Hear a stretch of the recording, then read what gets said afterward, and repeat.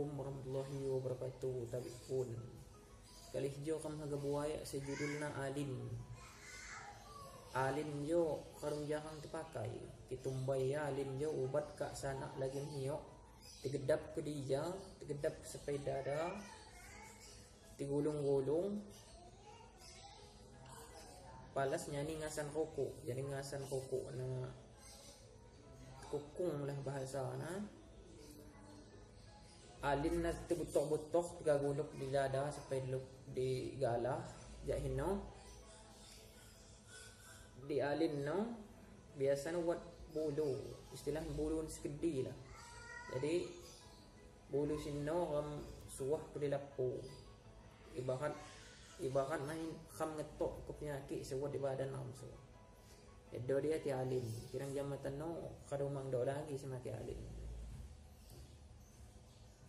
Dia agak nyoba kuaya pasal judulnya alin.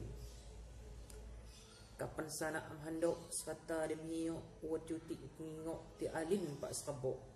Kenyin penyakit titok lain cawa hahalo mamang na cukup genok kadung say di hawo.